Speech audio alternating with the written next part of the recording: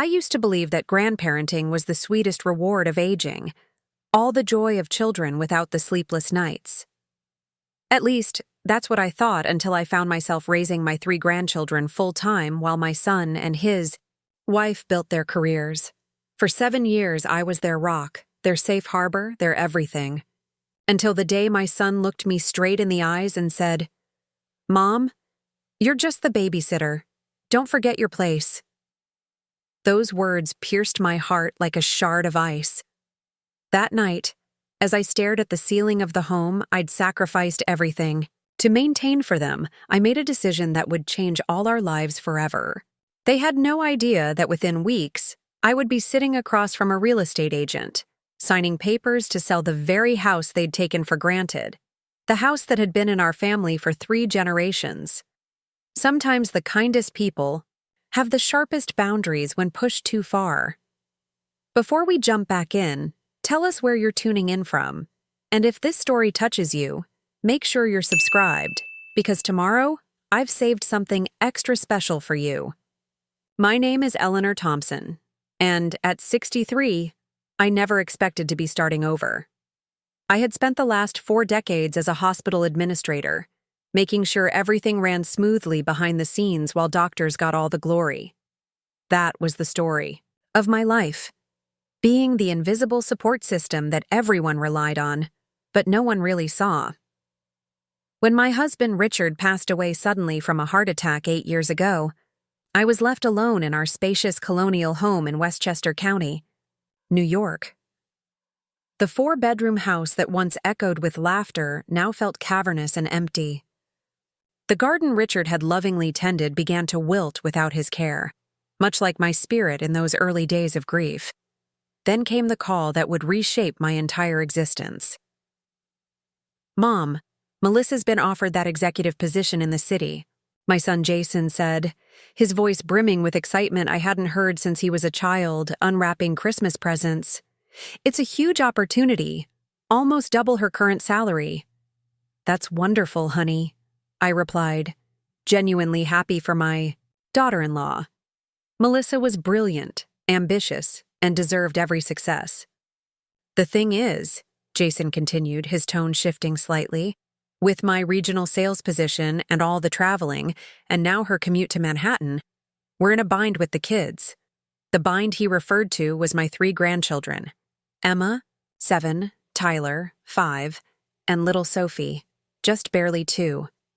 3 beautiful souls I adored with every fiber of my being.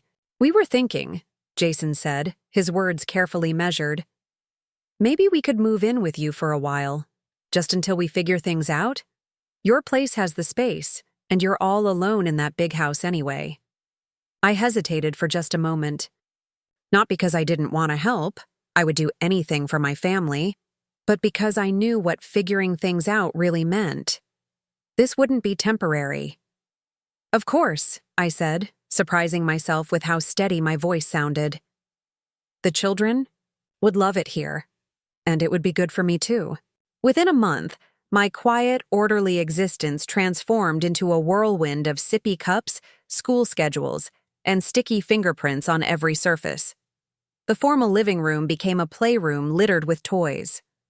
My carefully curated garden turned into a makeshift soccer field. The pristine guest bathrooms now featured step stools and cartoon character toothbrushes, and I loved every messy minute of it. I threw myself into this new chapter with the same dedication I'd given my career. I woke at 5:30 each morning to prepare breakfast and pack lunches.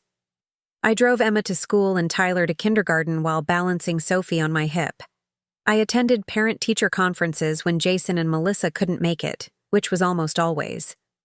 I helped with homework, kissed scraped knees, and chased away monsters hiding under beds.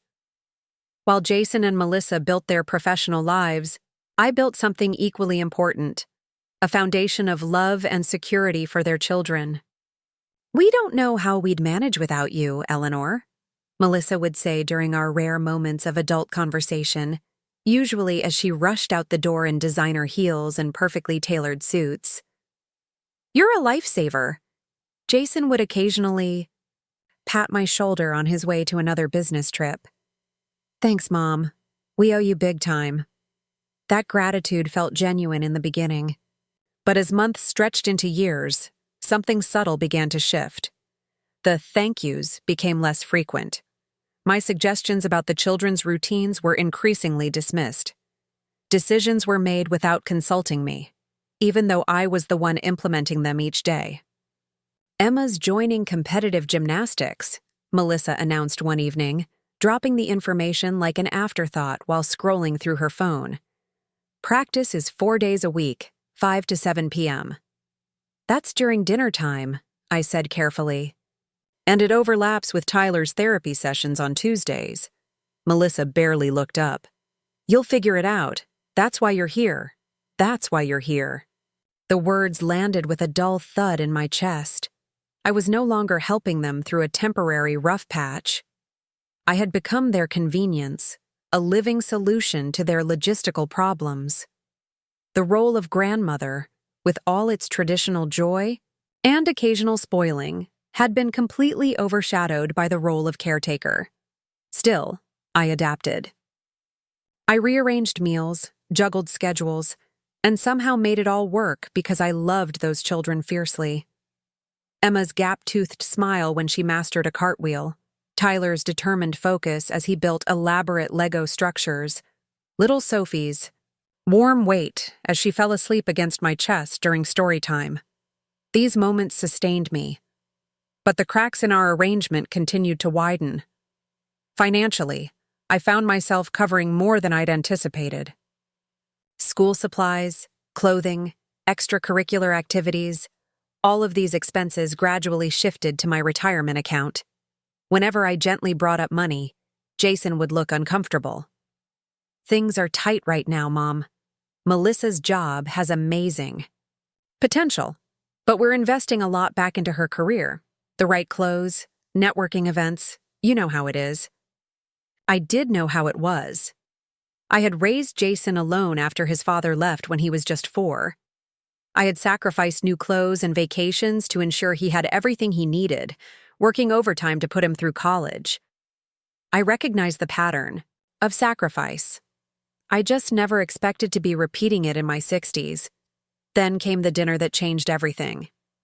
It was Emma's 10th birthday, and I'd spent the day preparing her favorite meal, homemade mac and cheese with a special 3-layer chocolate cake.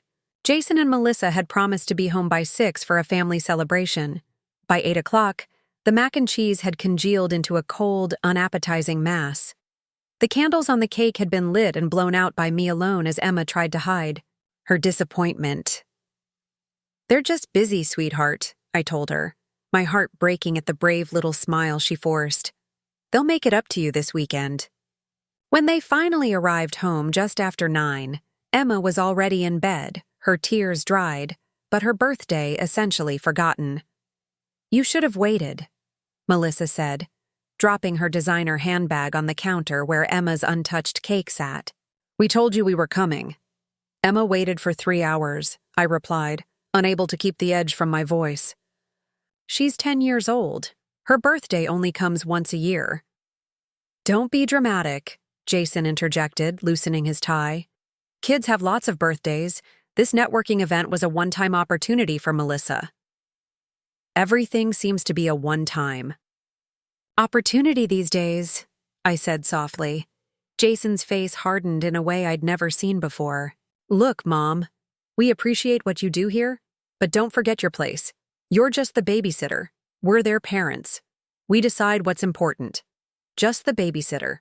3 words that erased 7 years of 5 a.m. wake-ups, thousands of meals cooked, countless tears dried, and infinite moments of love given. 3 words that reduced my role, my life, to nothing more than a convenience.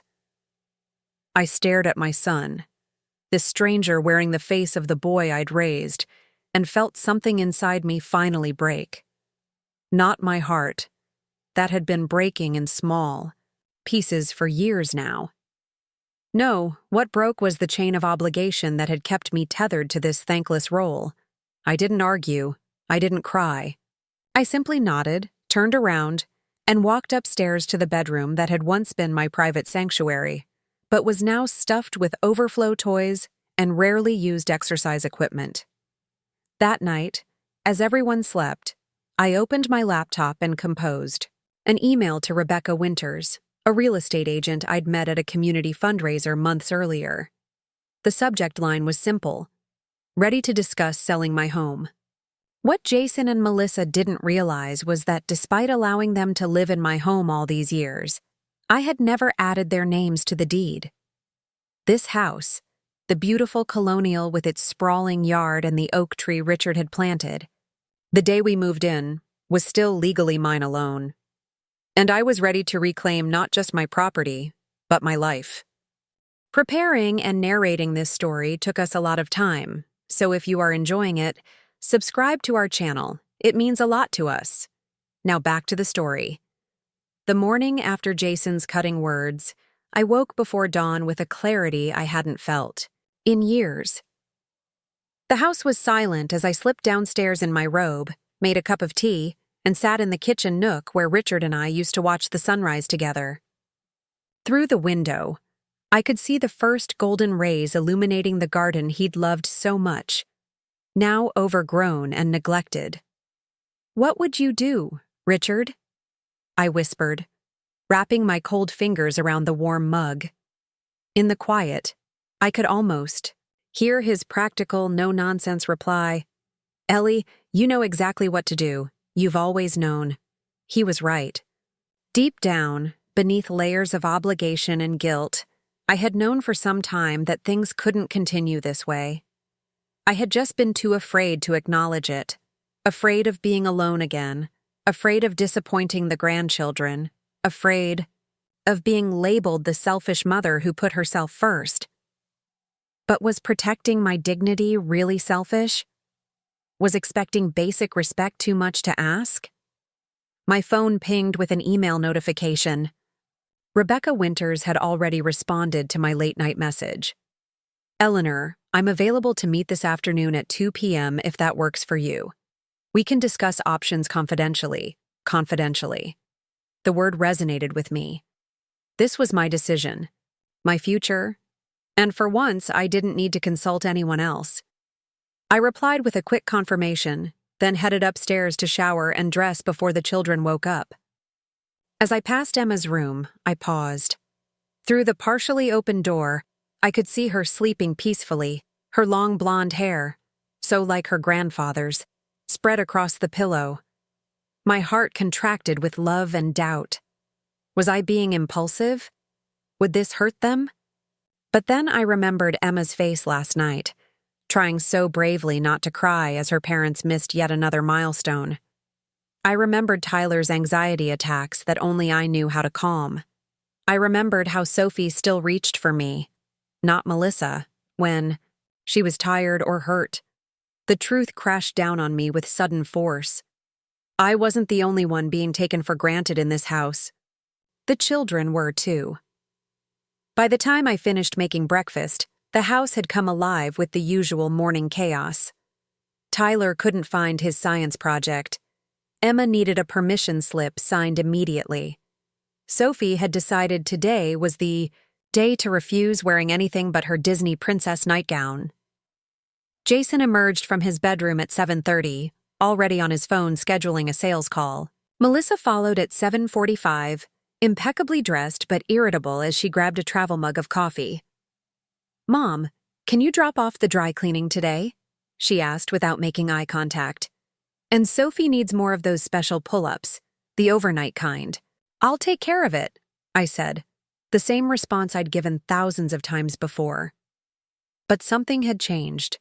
The words no longer felt like a promise, but a temporary accommodation. "Also," Melissa continued, scrolling through her calendar, "app.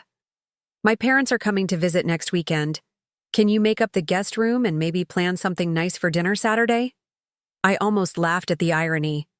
Her parents visited twice a year at most, usually staying at a hotel and contributing nothing to the children's care.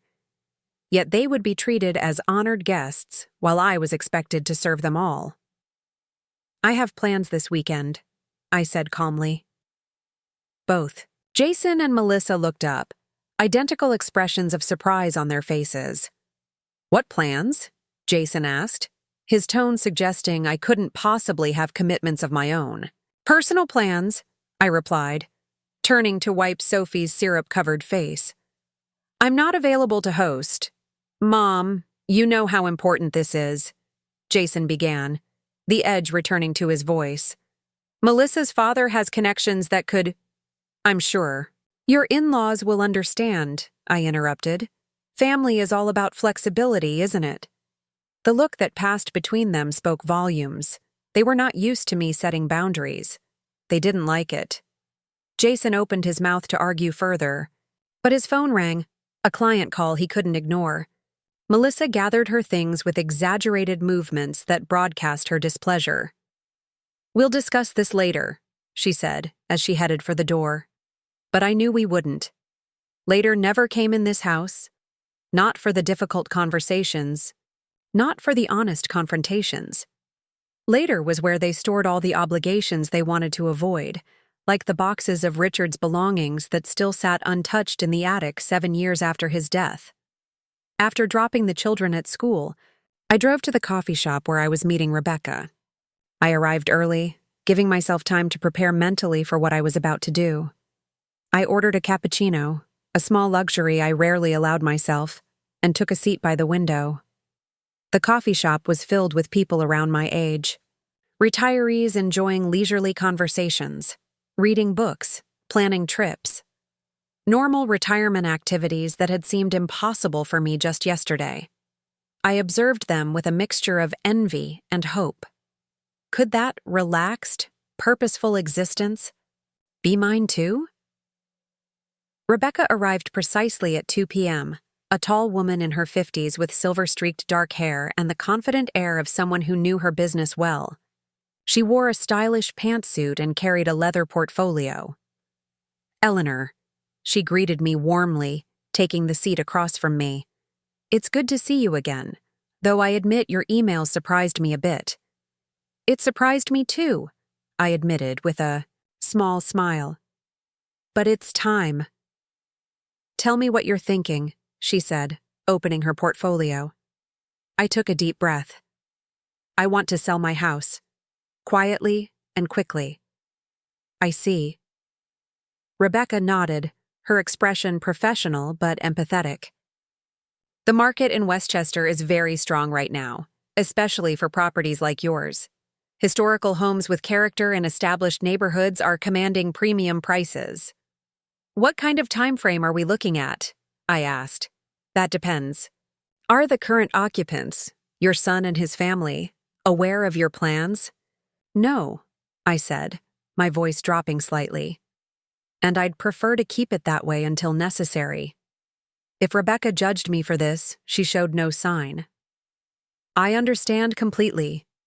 Many sellers prefer discretion for personal reasons. We can list the property without using exterior photos that would make it immediately identifiable to them. All showings can be scheduled when they're not at home. And what about the sale itself? How long would that take? Given the location and the current demand, I expect we could close within 45 to 60 days of listing, assuming you're prepared to price it competitively." 2 months. In just 2 months, I could be free of the beautiful prison I'd built for myself. "What is it worth?" I asked, steeling myself for the number. Rebecca named a figure that momentarily took my breath away. The housing market had soared since Richard and I purchased the home 30 years ago. That would be enough," I said, my mind racing. "With possibilities." "Enough for what, if you don't mind my asking?" Rebecca inquired gently. I hadn't spoken my plan aloud to anyone yet, but something about Rebecca's directness invited confidentiality. "Enough to buy a smaller place outright. Something manageable, maybe closer to the coast, and to set up trust funds for my grandchildren's education. And—" I hesitated, the last part still feeling frivolous to say out loud. "And?" Rebecca prompted. "And to live the rest of my life on my own terms," I finished, surprising myself with the firmness in my voice. Rebecca smiled. Now that's a worthy investment plan. She pulled out several documents from her portfolio. If you're serious about moving forward, I've brought some preliminary paperwork for us to go over. As she explained the listing agreement, marketing strategies, and disclosure requirements, a weight began to lift from my shoulders. This wasn't just a reaction to last night's painful words. It was a reclamation of my life, a step toward the future I deserved. There's one more thing, I said as we finished reviewing the documents. My son and his wife have been living in my home for 7 years, without contributing to the mortgage or taxes. They're not on the deed. But could they claim any rights to the property? Rebecca's expression turned serious. Legally, as the sole owner, you have every right to sell. They have no claim to ownership, unless there was a written agreement stating otherwise. However, as occupants, they would be entitled to proper notice once the sale is finalized. How much notice? Typically 30 to 60 days, depending on local regulations. But Eleanor, she added, lowering her voice slightly, family situations can be complicated. Have you considered how they might react? I had spent the entire morning considering exactly that. Jason's anger, Melissa's indignation, the children's confusion, the family drama that would unfold like a tornado, destroying everything in its path. They'll be upset, I acknowledged. Very upset.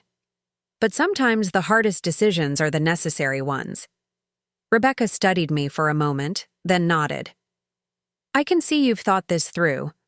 Just remember, once we list the property, there's no turning back without potential legal consequences.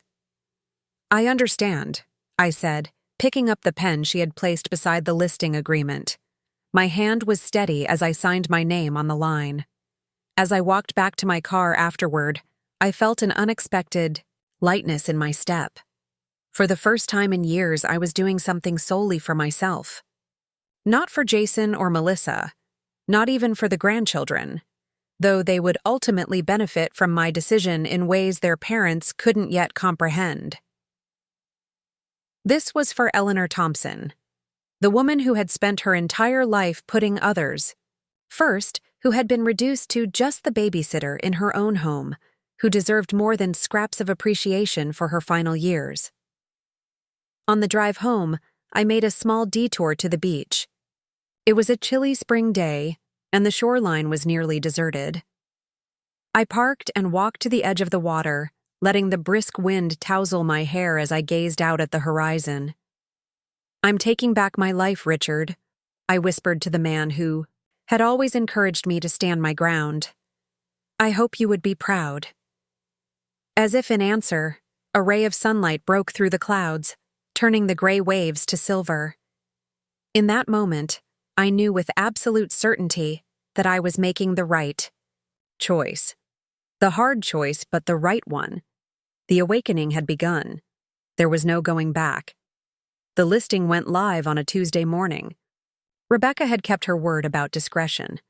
The online photos showed only interior shots, carefully framed to highlight the home's features without making it immediately recognizable to anyone who might know Jason or Melissa.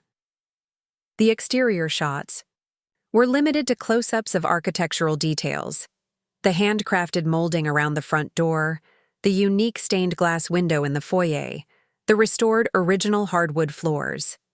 We've already had 12 inquiries, Rebecca informed me over the phone that afternoon. I've scheduled 4 showings for tomorrow between 10 a.m. and 2 p.m. Can you ensure the house will be empty during that time? Yes, I replied, already planning how to be absent without raising suspicions. I'll make it work. The next challenge was preparing the house for potential buyers without alerting my family. I began with subtle changes, decluttering shelves, organizing closets, polishing fixtures that had dulled over time. I did these tasks while everyone was out, careful to make the improvements look like ordinary housekeeping. "The place looks nice, Mom," Jason commented one evening, glancing around the freshly dusted living room. "What's the occasion?" "Spring cleaning," I said with a casual shrug. "It's that time of year." He accepted this without question, already, turning his attention back to his laptop. Jason never questioned my domestic activities. They were simply background noise to his life, expected but unremarkable. The first showing was scheduled for Wednesday morning. I carefully orchestrated my absence by signing up for a special seniors paint and sip class at the community center. Something so out of character for me that no one would think to question it. "You're going to what?" Melissa asked at breakfast, her perfectly shaped eyebrows rising in surprise. "A painting class," I repeated calmly, buttering toast for Tyler. "My friend Barbara invited me. She says it's very therapeutic." "I didn't know you had a friend named Barbara," Jason said, a slight frown creasing his forehead. "There's a lot you don't know about me," I replied, my tone light but the words weighted with truth. For a moment, a shadow of something, recognition, regret, crossed Jason's face. But then Sophie knocked over her juice and the moment passed in the scramble for paper towels. I left the house at 9:30, giving Rebecca's team plenty of time to prepare for the first prospective buyers. With nowhere in particular to go, I drove to the small public library in the next town, found a quiet corner with a comfortable chair, and opened a novel I'd been trying to finish for months. As I sat there, surrounded by the peaceful rustle of pages turning and the soft murmur of hushed voices, I realized how rarely I'd done anything like this in recent years. Simple pleasures, reading uninterrupted, enjoying a cup of coffee while it was still hot, following a train of thought to its conclusion without distractions, had become foreign luxuries. My phone vibrated with a text from Rebecca. "First showing. Went well. Very interested buyers. Second showing starting now." I felt a strange mixture of excitement and apprehension. This was really happening. Soon, strangers would be walking through rooms filled with my memories, assessing the worth of walls that had sheltered my family, calculating the value of the home where Richard had taken his last breath, where my grandchildren had taken their first steps. "Any feedback?" I texted back. "All positive. One couple already talking about making an offer. We'll call later with details."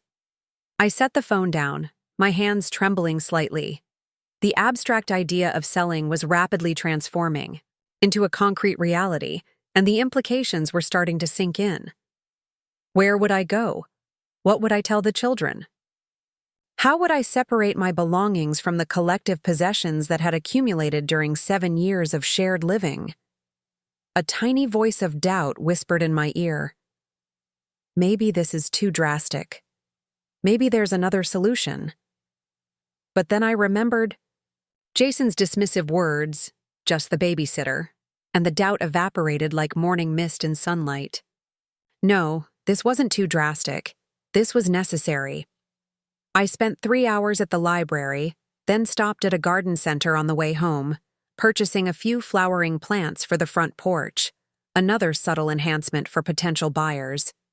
When I arrived home, the house was still empty, giving me time to arrange the new flowers and check for any signs that strangers had been walking through our spaces. Rebecca's team had been impeccable. Nothing was out of place. There was no evidence that 4 different groups of people had been evaluating every corner of my home while I was gone. By the time everyone returned, Jason from work, Melissa from her Pilates class, the children from their various after-school activities, the house was back to normal, and I was preparing dinner as usual, a domestic tableau so familiar that no one thought to question it. "How was your painting class?" Melissa asked absently as she scrolled through emails on her phone. "Surprisingly enjoyable," I replied, chopping vegetables with practiced efficiency. "I might go again next week." "Good for you, Mom," Jason said, in that slightly patronizing tone adults often use with children who've accomplished a minor task. "It's important to have hobbies at your age."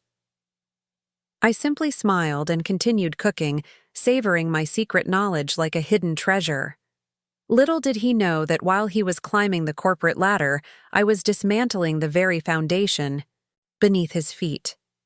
The routine continued for a week. Each day, Rebecca scheduled showings during times when the house would be empty. Each day, I found new excuses to be absent. Errands that took longer than expected, lunch with fabricated friends, non-existent doctor's appointments. Each evening, I returned to my role as the invisible caretaker, all while receiving excited updates from Rebecca about the growing interest in the property. "We have 3 solid offers," she informed me 9 days after listing. "All above asking price." Already? I couldn't hide my surprise. Rebecca had warned me the market was hot, but this exceeded even her optimistic projections. "The family home market is particularly competitive right now," she explained, "and your property has so much charm and character. Plus, the school district is one of the best in the county." Of course, the school district. The very reason Jason and Melissa had been so eager to move in with me in the first place. The irony wasn't lost on me. "I'd like to review the offers," I said. "Can we meet tomorrow?" We arranged to meet at the same coffee shop as before. That evening, as I helped Emma with her math homework, I found myself studying her face more intently than usual, memorizing the small furrow between her eyebrows when she concentrated, the way she tapped her pencil against her cheek when thinking. "Grandma, you're staring," she said without looking up from her worksheet. "Am I? Sorry, sweetheart. I was just thinking how much you look like your grandfather sometimes." She glanced up, curious. "Really? Mom says I look like her." "You have her smile," I conceded. "But your eyes, those are pure Richard Thompson, thoughtful and kind." Emma seemed pleased by this connection to a grandfather she barely remembered. "Tell me about him again, the story about how you met?" I smiled, setting aside the practical concerns swirling in my mind. These precious moments of connection was what I would miss most. Not the house itself, not the neighborhood, but these quiet interludes with the children who had become the center of my world. "Well," I began, "it was my first day working at the hospital. I was 22, straight out of college, wearing a brand new dress I'd splurged on for the occasion." As I recounted the familiar tale of meeting Richard in the hospital cafeteria, where he'd accidentally spilled coffee all over my new dress and then insisted on paying for dry cleaning, I observed Emma's rapt attention. She'd heard this story countless times, but she never tired of it. Children crave these family narratives. They form the bedrock of their understanding of where they come from, who they are. Would my decision to sell the house damage this sense of continuity for them? Or would it perhaps teach them a different, equally valuable lesson about self-respect and boundaries? The next morning, I met with Rebecca to review the offers. 3 families, each eager to claim my home as their own. Each offer sheet represented not just a financial transaction, but a potential future I was setting in motion, both for the new occupants and for my own family. "This one is the highest bid," Rebecca pointed to the first offer. $50,000 above asking. But they're requesting a long escrow period, 90 days. And the others? This one is $35,000 above asking with a standard 45-day escrow. And the third is only $20,000 over, but they're offering all cash and can close in 30 days. I studied the 3 options carefully, weighing factors beyond just the dollar amounts. The timing mattered significantly. The sooner the sale was finalized, the sooner I would need to reveal my plans to Jason and Melissa. Yet a faster close also meant less time for them to interfere or try to manipulate me into changing my mind. "Tell me about the buyers," I asked, surprising Rebecca. "The highest offer is from a young executive couple, both working in finance. The second is from a doctor and his wife, who have 3 small children. The cash offer is from a retired couple downsizing from an even larger home in Connecticut." I thought about how Richard would approach this decision. He always considered the human element in business transactions, believing that good deals should benefit everyone involved. "The family with 3 children," I said finally. "I accept their offer." Rebecca nodded, a knowing smile playing at the corners of her mouth. I had a feeling you might choose them. I'll call their agent immediately." As I signed the acceptance papers, I felt a curious sense of rightness settle over me. One family's new beginning would emerge from my own fresh start. There was a certain symmetry to it all. "The clock starts now," Rebecca warned gently. 45 days until closing. That's when you'll need to have everything, and everyone, out of the house." "I understand," I said, signing the last document with a steady hand. "I'll be ready." What I didn't say was that I had no idea how to break the news to my family. The silent strategy that had gotten me this far would soon need to give way to an unavoidable confrontation. And that moment was approaching faster than I had anticipated. The home inspection was scheduled for the following Tuesday, a 4-hour block during which strangers would examine every inch of my house, from the foundation to the roof. Unlike the showings, this couldn't be hidden behind the pretense of errands or invented social engagements. I needed a plan to ensure everyone was out of the house for the entire afternoon. As I pondered this challenge over my morning coffee, Melissa breezed into the kitchen in her workout clothes, her hair pulled back in a perfect ponytail. "Eleanor, I need to ask you a huge favor," she began, her tone already indicating she expected compliance. "My college roommate Stephanie is getting married in Chicago this weekend. Jason and I really should attend. She's connected to practically everyone in the finance industry, and it would be good for both our careers." I nodded, waiting for the request I knew was coming. "So we'd need you to watch the kids from Friday through Sunday. I know it's last minute, but it's really important." 3 days of sole childcare wasn't unusual. Jason and Melissa frequently traveled for important events, but the timing was problematic. The inspection was scheduled for Tuesday, and I needed them gone then, not over the weekend. "Actually," I said carefully, "I was thinking of taking the children to visit my sister Margaret in Providence next week. Tuesday through Thursday. They've been asking to see their great aunt, and with summer break starting, it seemed like the perfect time." Melissa's expression flickered between surprise and calculation. On one hand, my suggestion meant 3 days of free childcare for her weekend plans. On the other, it was unusual for me to initiate travel plans without consulting them first. "Providence? That's a 3-hour drive," she said dubiously. "Margaret offered to split the drive with me." I lied smoothly. "She'll meet us halfway." In truth, I hadn't spoken to my sister in months. Our relationship had grown distant over the years, especially after I moved in with Jason's family. Margaret had never approved of what she called my doormat arrangement, and our conversations inevitably turned to arguments about boundaries and family obligations. Melissa tapped her manicured nails against the countertop, weighing her options. "I suppose that could work. The kids have been cooped up. A little trip might be good for them." "Then it's settled," I said, careful not to sound too eager. "You and Jason enjoy the wedding, and the children and I will visit Margaret next week." She nodded, already texting Jason the update. "Perfect. I'll book our flights today."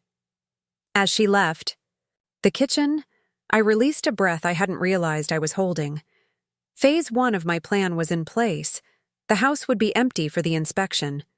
Now I just needed to figure out where to actually take the children for those 3 days, since a visit to Margaret was entirely fictional. I didn't have to wait long for an answer. Later that afternoon, my phone rang with a number I didn't immediately recognize. "Eleanor? It's Margaret." The sound of my sister's voice after so long was startling. "Margaret? How did you—" "Melissa called me," she interrupted, a hint of amusement in her tone. "Wanted to make sure I was prepared for your visit next week. Imagine my surprise, since we haven't spoken in almost a year." I closed my eyes, mortified. "I'm so sorry. I can explain." "No need," Margaret cut in. I told her we'd been planning this for weeks and that I was looking forward to seeing the children. "Now, want to tell me what's really going on?"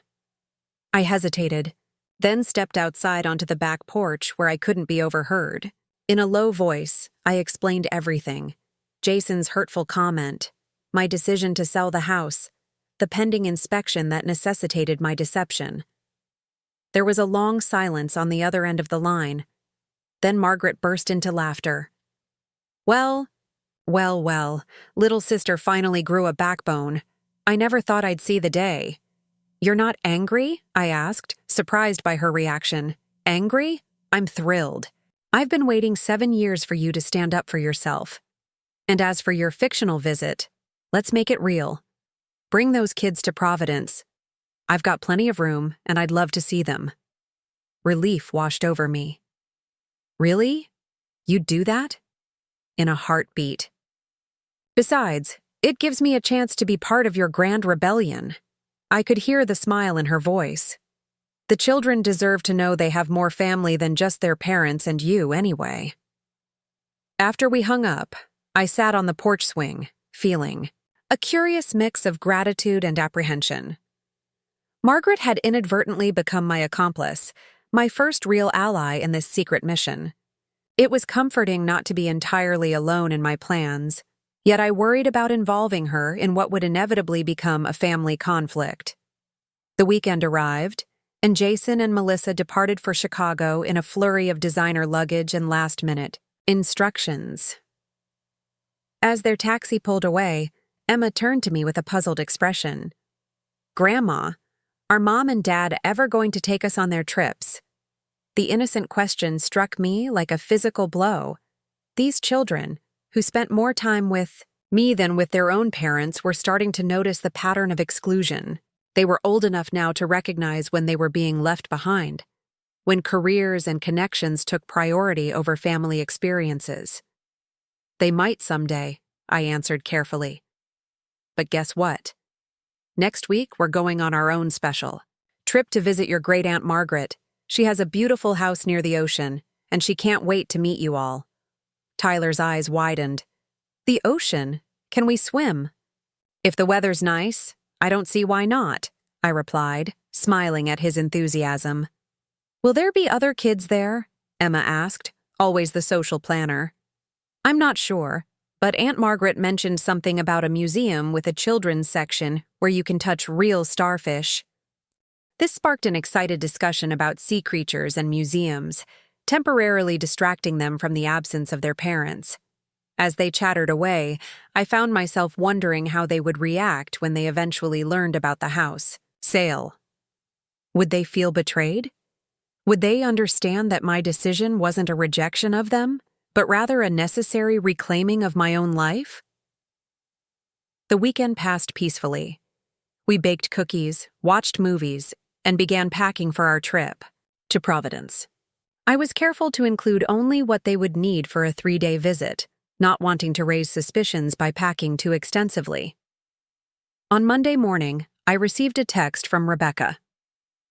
Inspection confirmed for tomorrow, 1 to 5 p.m. How's everything? On your end? All clear, I responded. We'll be out of the house all day. That evening, as I tucked Sophie into bed, she wrapped her small arms around my neck and whispered, Grandma, you're my favorite person. The simple declaration brought a lump to my throat. And you're one of my favorite people too, sweetheart. When I grow up, I want to be just like you, she continued sleepily. Oh, why's that? Because you're always here, and you make the best pancakes. I kissed her forehead, my heart both full and breaking. Sleep tight, little one. Tomorrow's a big adventure. As I closed her door, I found myself face to face with Emma, who had clearly overheard the exchange. At 10, she was perceptive beyond her years, often noticing undercurrents that adults tried to hide.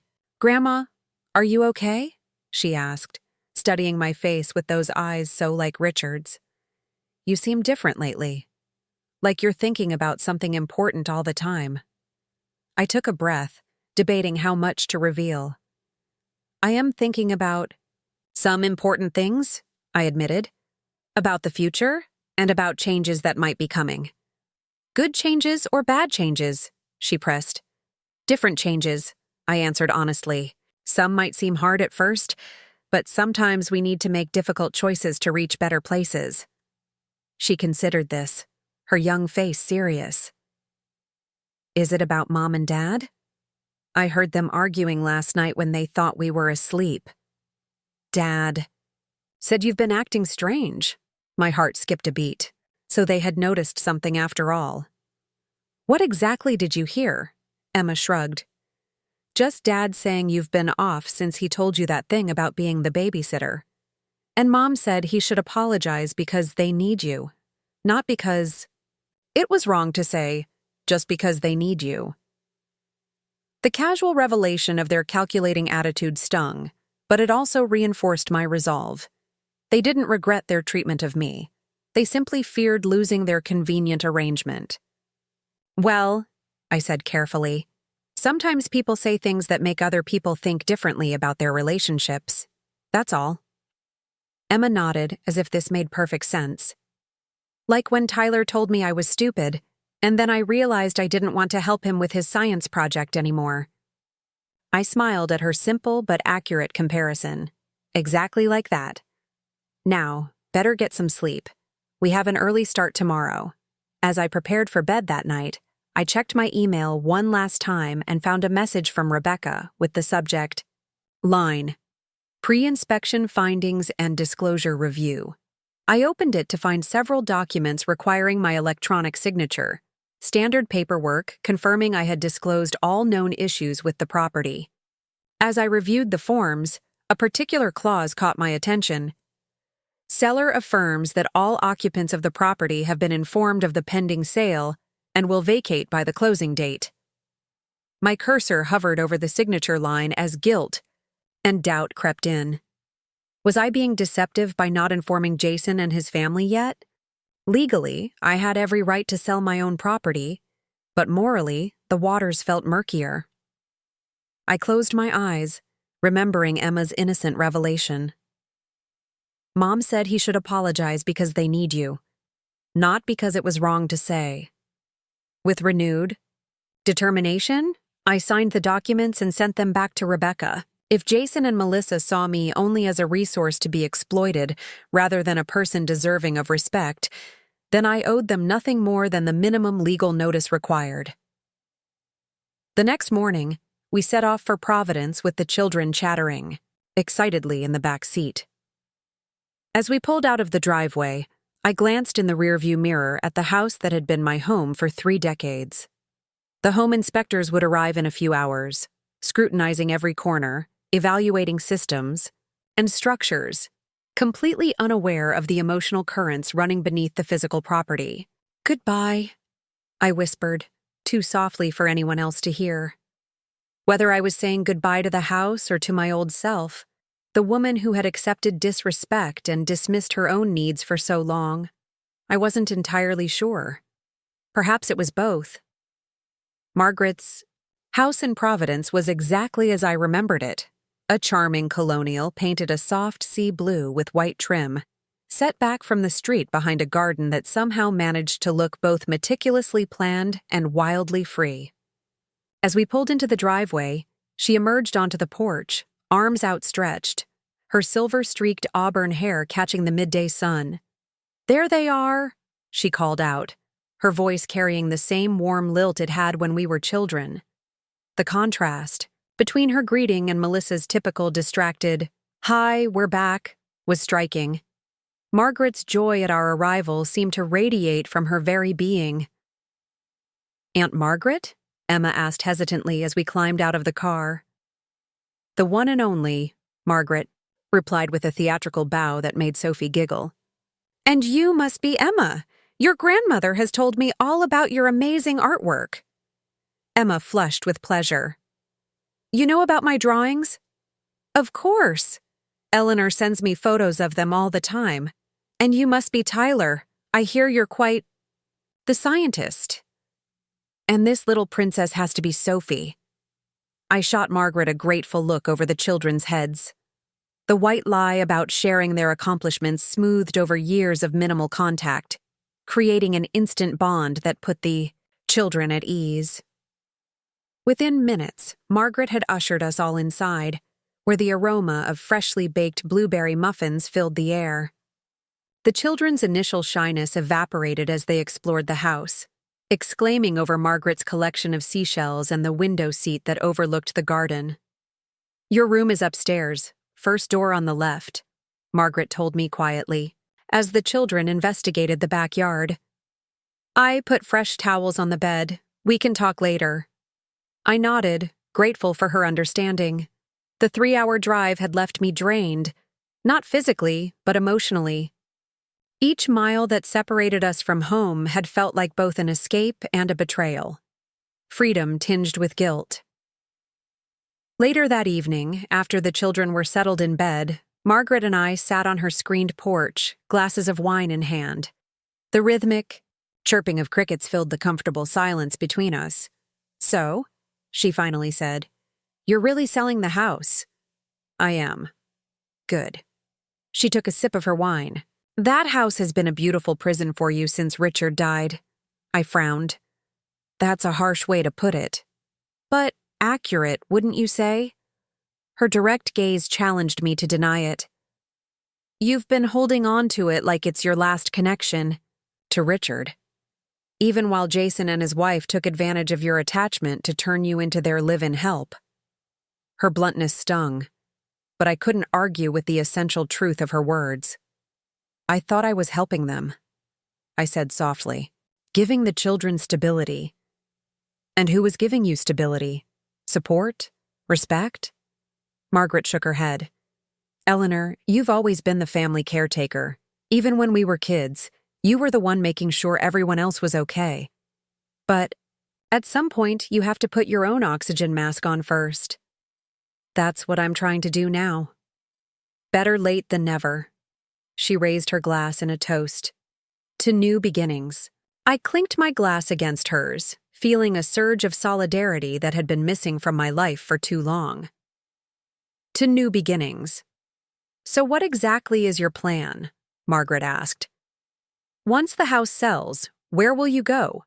What will you tell them?" I set my wine glass down on the small table between us. "The sale is already in progress. We're in escrow with closing scheduled in about a month. As for where I'll go," I hesitated. "I've been looking at condos in Mystic, Connecticut." "Mystic? That's nearly 2 hours from Westchester." "I know." The distance was deliberate, close enough to visit the grandchildren occasionally, far enough to prevent easy exploitation. "And when are you planning to drop this bomb on Jason and Melissa?" Sighed. "That's the part I'm still figuring out. Legally, I only need to give them 30 days' notice to vacate, but these are my grandchildren we're talking about.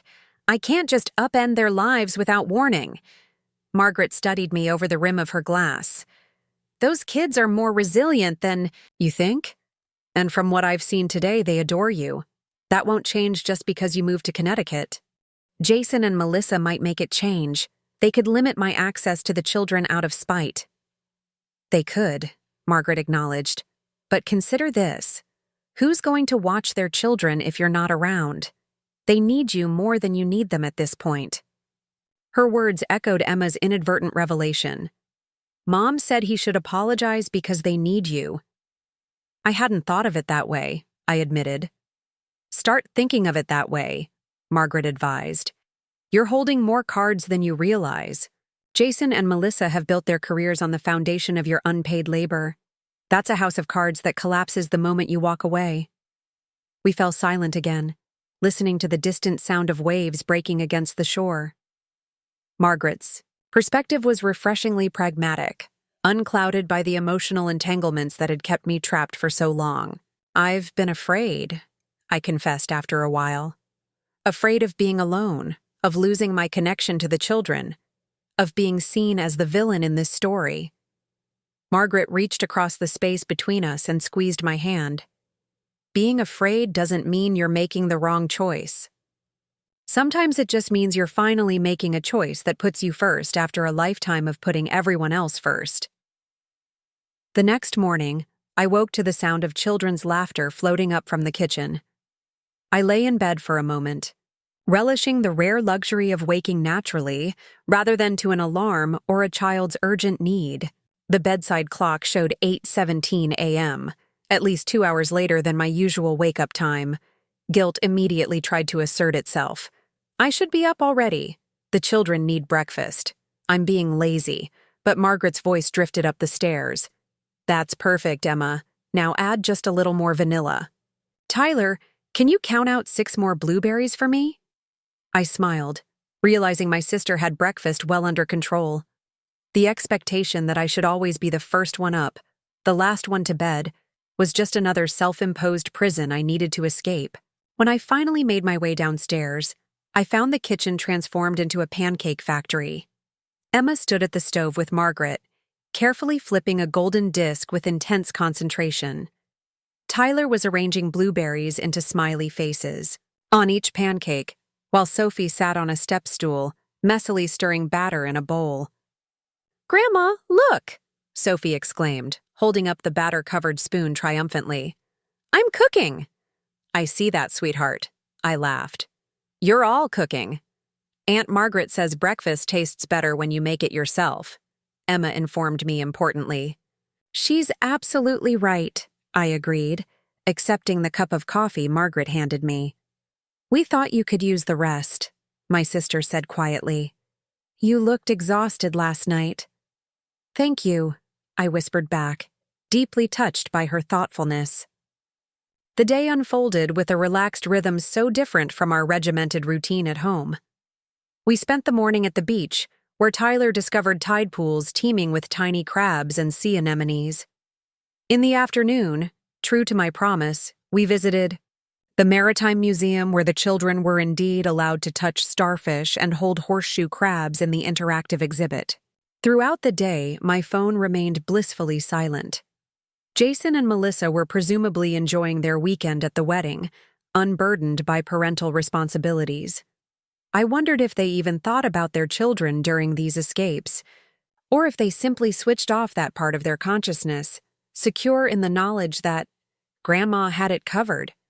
That evening, as the sunset painted the sky in shades of pink and gold, Margaret suggested we walk to the local ice cream parlor. The children raced ahead on the sidewalk, their energy seemingly inexhaustible. "They're different here," I observed, watching them. "More relaxed, more childlike." Margaret nodded. "Probably because you're more relaxed. Children pick up on our tensions more than we realize. And I've been very tense lately," I admitted.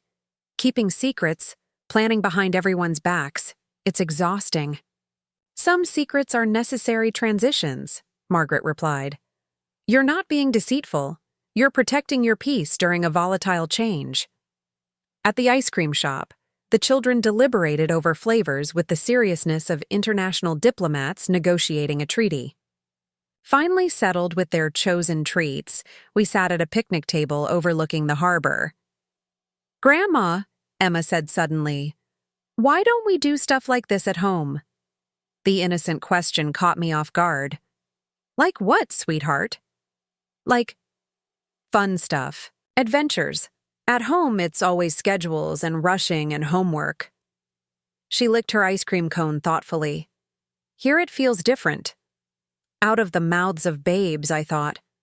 "Well, at home we have responsibilities, school, work." "But you don't work anymore," Tyler pointed out. "And we're not in school now because it's summer." "That's true," I conceded. "Maybe we should plan more adventures when we get back." But even as I said it, I knew our days of shared adventures in that house were numbered. Soon, they would be navigating a new reality, one where their parents would have to step up or find alternative arrangements, and where Grandma's house would be a place to visit, not a taken-for-granted constant. "I like Aunt Margaret," Sophie announced, chocolate ice cream smeared across her face. "She tells funny stories about when you were little, Grandma." I raised an eyebrow at my sister. "Oh? What stories has Aunt Margaret been sharing?" Margaret laughed. "Only the good ones, like the time you decided to give yourself a haircut the night before school pictures. Or when you put salt instead of sugar in Dad's birthday cake," Emma added, giggling. "I see I'm being thoroughly exposed," I said with mock severity. But beneath the light-hearted moment, Something significant was happening. The children were seeing me as a person with a history, with experiences and relationships that existed before and beyond their parents. I wasn't just grandma or the babysitter. I was Eleanor Thompson, a woman with a past, present, and future of my own. That night, I received a text from Rebecca. Inspection complete. Report looks good. Minor issues only. Buyers still very eager to proceed.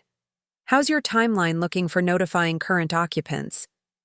Reality intruded on our brief holiday. Soon, very soon, I would need to tell Jason and Melissa the truth. The house they had commandeered was sold. Their convenient arrangement was ending. Their lives were about to change as dramatically as mine. Soon, I texted back. When we returned from our trip.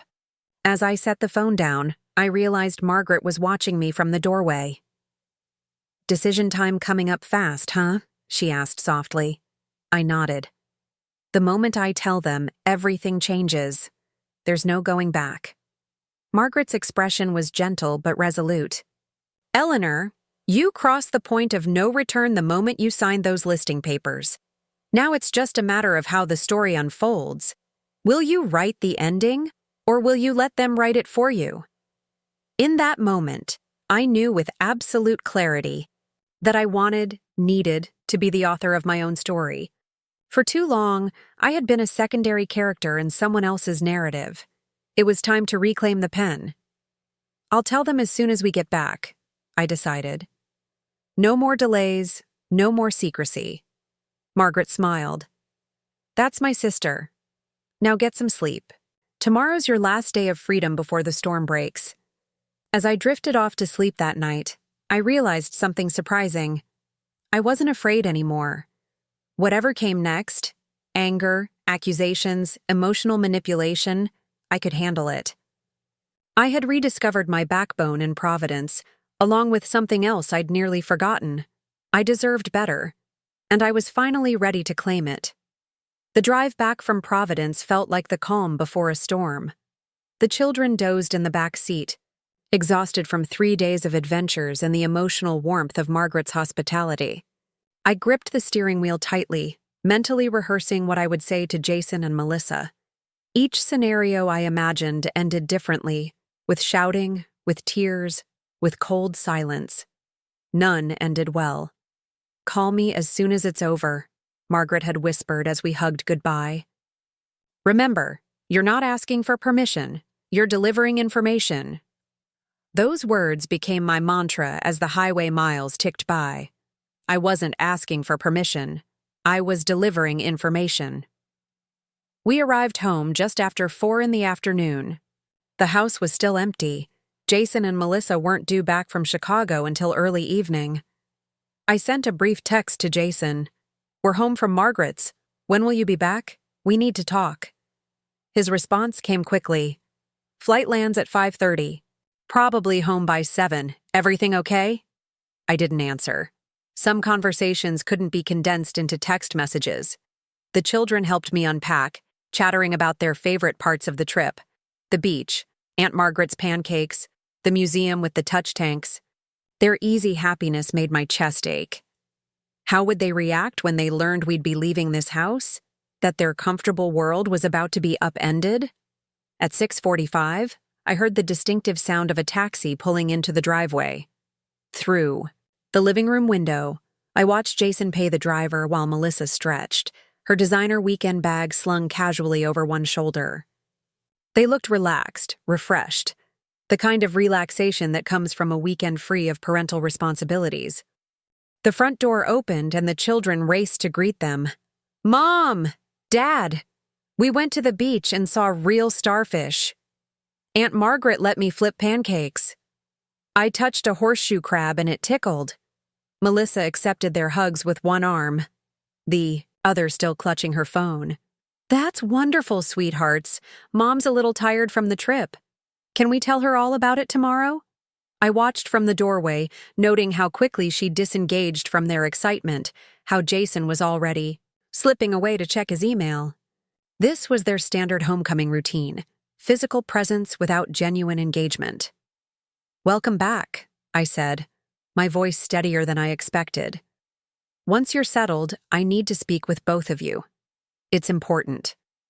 Something in my tone must have registered because Jason looked up from his phone with a slight frown. Is everything all right, Mom? The children are fine, I assured him. This is about something else. I'll be in the kitchen when you're ready. 20 minutes later, after the children were occupied with unpacking their souvenirs in their rooms, Jason and Melissa joined me at the kitchen table. Melissa's perfect makeup couldn't quite hide the wariness in her eyes. Jason tried for casual, but his posture was tense. So, he began, what's this important discussion about? I took a deep breath. The moment of truth had arrived, and suddenly all my rehearsed speeches evaporated. Plain honesty was the only approach that felt right. I've sold the house, I said simply. The words hung in the air for a moment, their meaning not immediately registering. You've... What? Jason's voice was puzzled rather than angry. He genuinely couldn't process what I'd said. I've sold the house, I repeated. This house. My house. The new owners take possession in 30 days. Melissa's face drained of color. That's not possible. You can't just... I can, I interrupted calmly. The house is solely in my name. I listed it 4 weeks ago, accepted an offer 2 weeks ago, and we're now in escrow. The sale will be final in 30 days. Jason's confusion was morphing into dismay. But we live here. You can't sell it without telling us. I'm telling you now, I replied evenly. You have 30 days to find new accommodations. This is insane, Melissa sputtered, her composure fracturing. You can't do this to us, to the children. The children will adjust, I said. Children are remarkably adaptable when the adults in their lives are clear and consistent. Where are we supposed to go? Jason demanded, his voice rising. You know the housing market is impossible right now. We can't find anything decent in this school district on short notice. That's not my problem to solve, I said, feeling a strange calm settle over me. You and Melissa are both successful professionals. You've had 7 years of rent-free living. Surely you've managed to save something during that time. Melissa's face flushed with anger. So this is about money? Is that it? You're punishing us because we haven't been paying you rent? This isn't about punishment, I clarified. It's about choices. My choice to finally prioritize my own needs after years of putting everyone else first. What needs? Jason scoffed. You have everything you could want here. A beautiful home, your grandchildren around you. And no respect, I finished for him. No autonomy, no recognition of my value beyond what I provide for others. A heavy silence fell over the kitchen. Outside, a lawnmower droned in a neighboring yard. Upstairs, we could hear the muffled sounds of the children playing. This is about what I said, isn't it? Jason finally spoke, his tone shifting to something placating. About you being just the babysitter. Mom, I was stressed that night. I didn't mean it. Actually, I think you did mean it, I responded quietly. And it wasn't just what you said. It was the culmination of years of being taken for granted, of having my home, my time, and my boundaries disregarded. Melissa leaned forward, her expression calculating. Eleanor, let's be reasonable. If this is about needing more help or appreciation, we can work on that. We can set up a monthly contribution for expenses. We can hire some weekend help so you have more free time. There's no need for such a drastic measure. Her attempt at negotiation might have worked months ago, but now it just confirmed what I already knew. They saw me as a resource to be managed, not a person with legitimate feelings and needs. The house is sold, I repeated firmly. This isn't a negotiation. Where will you go? Jason asked, desperation edging into his voice. I've found a condo in Mystic, Connecticut. The sale of this house will more than cover it, with plenty left for me to live comfortably. Mystic? That's over 2 hours away. Jason's voice cracked. What about the children? Have you even thought about them? The implied accusation that I didn't care about Emma, Tyler, and Sophie stung deeply. I've thought of nothing but the children for 7 years, I said, my calm finally fracturing. I've been the one getting them ready for school every morning, helping with homework every afternoon, tucking them in most nights while you two built your careers. Don't you dare suggest I haven't considered them. Then how can you abandon them? Melissa challenged. I'm not abandoning anyone. I'm establishing healthy boundaries. There's a difference. I took a steadying breath. I love those children with all my heart, and I'll always be their grandmother. But I won't be their primary caretaker anymore. That's your job as their parents. Jason's expression darkened. You know our work schedules make that impossible. We need flexibility. And I needed respect, I countered. We don't always get what we need, do we? A tense silence stretched between us. I could see the gears turning in their minds, looking for leverage, for weak points, for ways to make me change my decision. The children will be devastated, Melissa tried, playing her strongest card. Especially Sophie. She's so attached to you. Yes, she is, I agreed softly. And that attachment doesn't have to end. It just needs to evolve into something healthier for all of us. Jason pushed back from the table, his chair scraping loudly against the floor. You won't get away with this. We could claim elder financial abuse. You're clearly not thinking rationally, making such a huge decision without consulting family. I had anticipated this reaction. I consulted with both my attorney and my financial advisor before listing the property. I've also had a comprehensive cognitive assessment within the last month, which confirmed I'm perfectly capable of making my own financial decisions. You're welcome to pursue legal action if you wish, but it will only waste time and money you could be using to find a new home. His bluff called. Jason's face flushed with impotent rage. So that's it? After everything we've done for you, you're just throwing us out. The irony of his statement almost made me laugh. Everything you've done for me? Jason, when was the last time either of you did anything for me? When was the last time you asked about my day, my feelings, my needs? When was the last time you considered me as anything other than free childcare and financial support? He had no answer. 30 days, I reiterated, standing up from the table. The movers I've hired will be coming for my personal belongings next week. I'll be staying with Margaret until the closing date to give you space to make arrangements. You're leaving now? Melissa's voice rose in panic. What about the children's schedules? Sophie's swim lessons? Emma's summer reading program?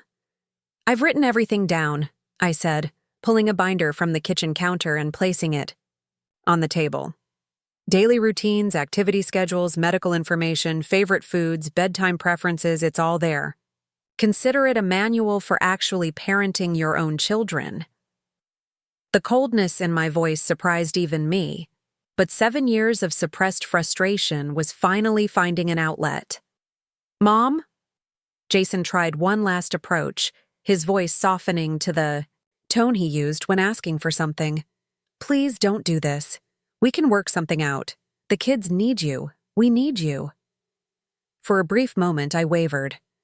The pleading in his eyes reminded me of the little boy who had once scraped his knee and looked to me to make everything better. But then I remembered Emma's inadvertent revelation. Mom said he should apologize because they need you. Not because it was wrong to say. I'll always be here for my grandchildren, I said, my resolve hardening again. But not like this. Not anymore. As I turned to leave the kitchen, Melissa called after me, her voice tight with barely controlled fury. You'll regret this, Eleanor. When you're all alone in that condo, you'll realize what you threw away. I paused in the doorway, looking back at them. These two adults who had built their comfortable lives on the foundation of my sacrifice. No, I said with quiet certainty. What I would have regretted is spending the rest of my life as just the babysitter, in my own home. Upstairs, I could hear the children's voices, blissfully unaware of the seismic shift occurring beneath them. Soon, I would need to explain to them, in gentle terms they could understand, that Grandma was moving to a new home. That would be the hardest conversation of all. But as I climbed the stairs toward their rooms, I felt something unexpected beneath. The sadness and uncertainty, a profound sense of liberation. The confrontation I had dreaded for weeks was behind me now. The truth was out. The die was cast. For the first time in 7 years, my future belonged to me alone. The next morning, the house hummed with an uncomfortable tension. Jason had left, early for work without saying goodbye, his passive-aggressive response to confrontation, a pattern I recognized from his teenage years. Melissa moved through her morning routine in rigid silence, her body language broadcasting her anger as clearly as if she'd been shouting. The children, sensitive to the charged atmosphere, were unusually subdued. Emma kept glancing between Melissa and me, her young face pinched with worry. Tyler stuck close to his sister, taking cues from her cautious behavior.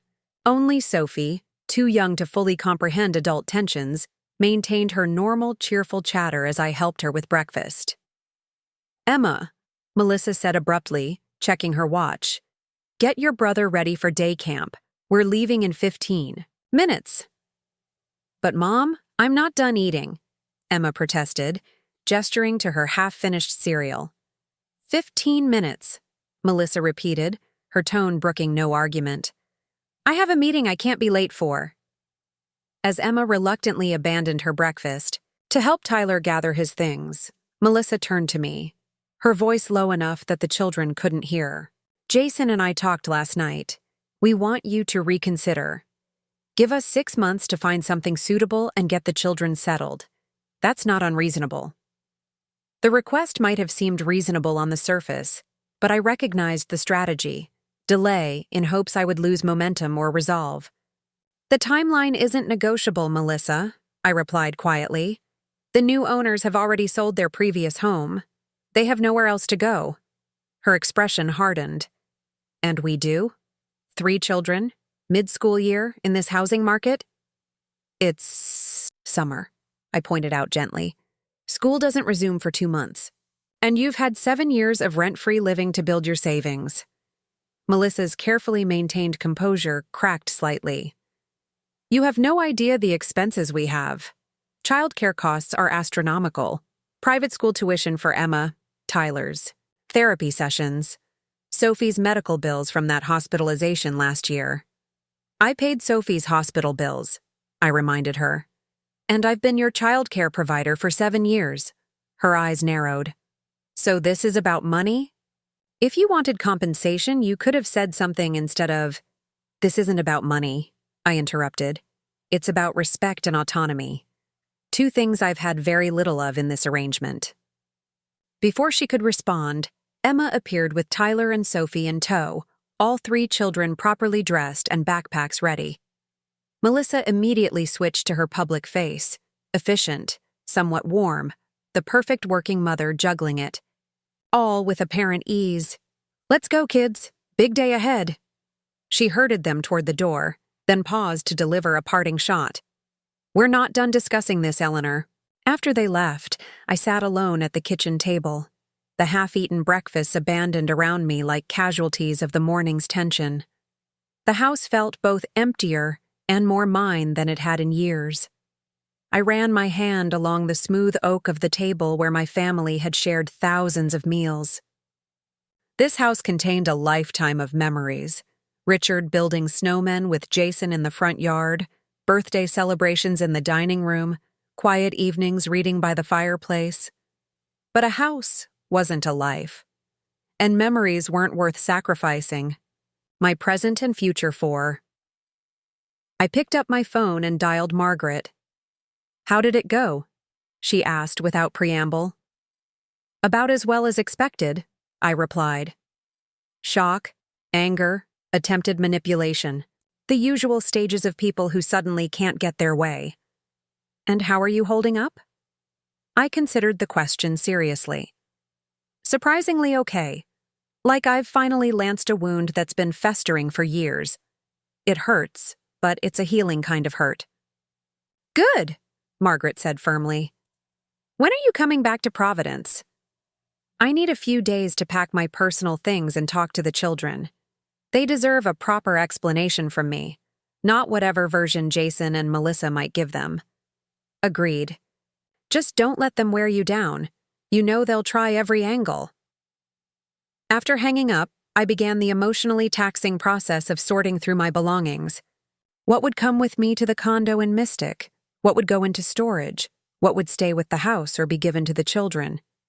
Each item carried memories, making simple decisions surprisingly difficult. I was carefully wrapping Richard's collection of antique clocks when I heard the front door open. Glancing at the clock, I was surprised to see it was only 11:30 a.m., too early for anyone to be returning home. Eleanor? Melissa's voice called from downstairs. I descended to find her standing in the entryway, still in her work clothes, but with an unusual dishevelment to her appearance. Is everything all right? I asked, immediately concerned. Are the children? The children are fine, she assured me quickly. I left work early. We need to talk. Her tone was different, less combative, more subdued. I gestured toward the living room, and we sat on opposite ends of the sofa, the physical distance mirroring the emotional chasm between us.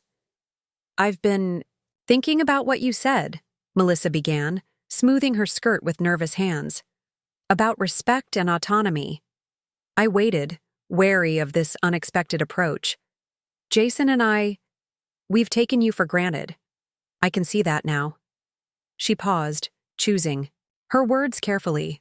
We got so comfortable with the arrangement that we stopped seeing it as a favor and started seeing it as an entitlement. The acknowledgement surprised me. It was more self-awareness than I'd ever witnessed from Melissa. When Jason made that comment, about you being just the babysitter, I should have said something, she continued. It was cruel and dismissive, and it wasn't right. I studied her face, searching for the calculated manipulation I'd come to expect. But what I saw instead was genuine distress and fear. I called around to some childcare agencies this morning, she admitted, just to explore our options. The quotes they gave me. She shook her head, eyes wide. For 3 children, with our schedules, we'd be looking at over $40,000 a year. That's assuming we can even find someone willing to work the hours we need. And there it was, the real source of her sudden contrition.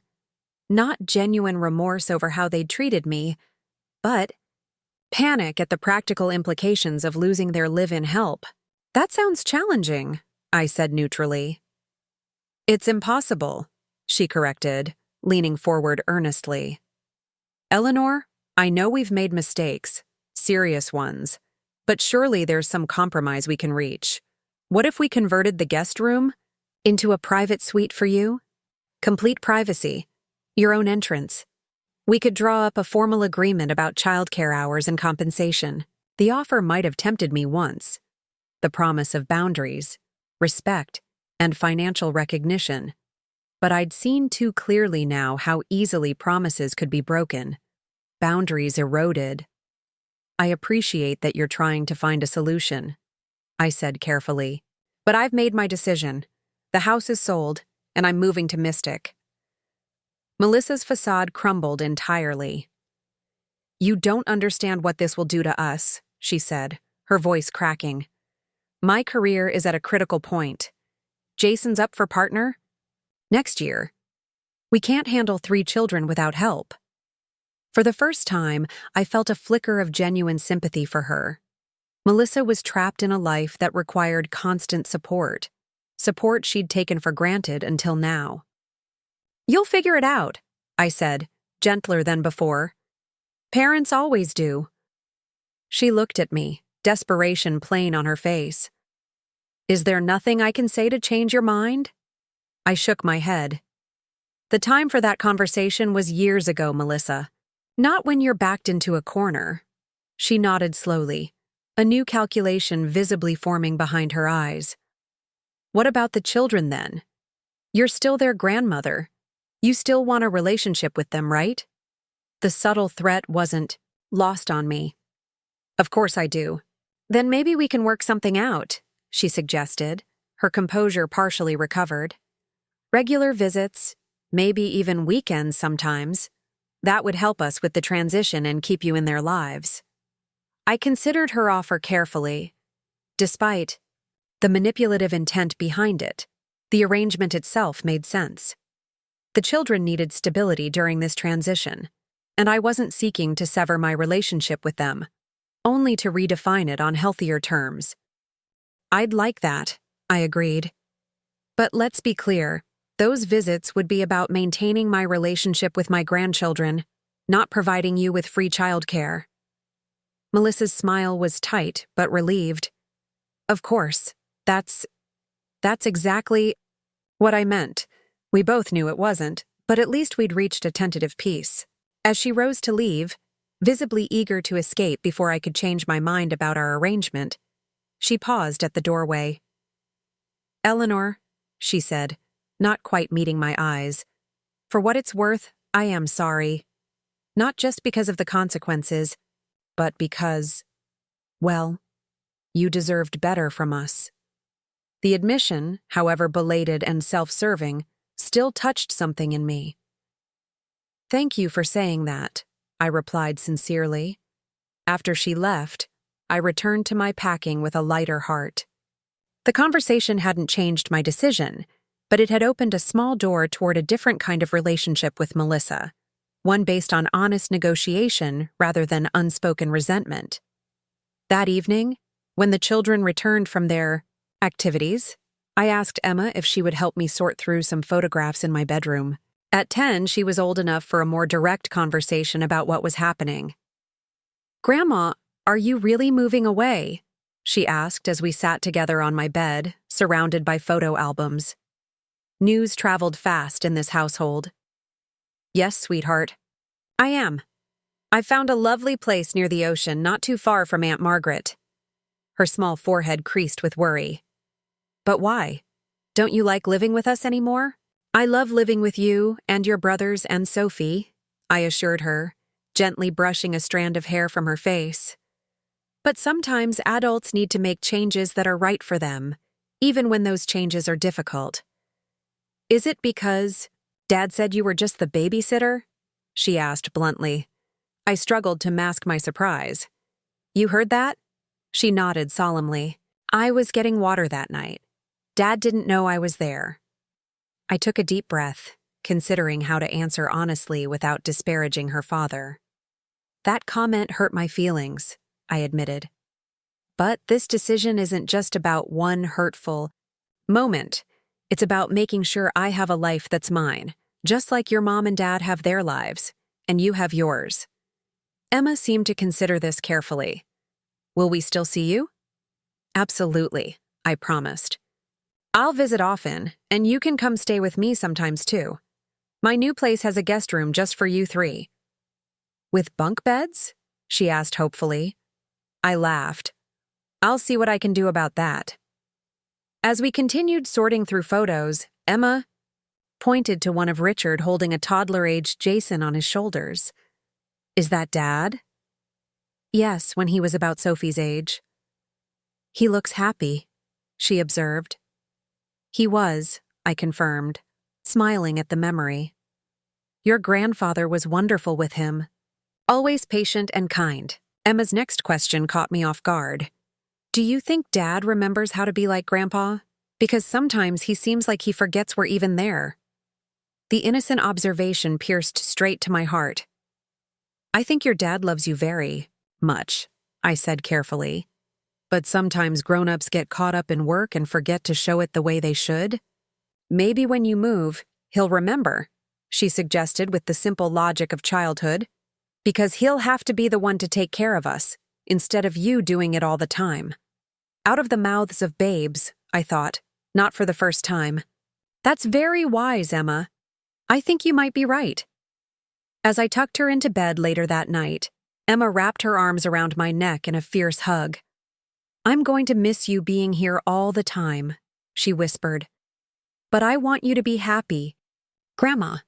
In that moment, I knew with absolute certainty that I was making the right choice, not just for me, but for these children who deserved parents fully present in their lives, not just occupying the same physical space while emotionally elsewhere.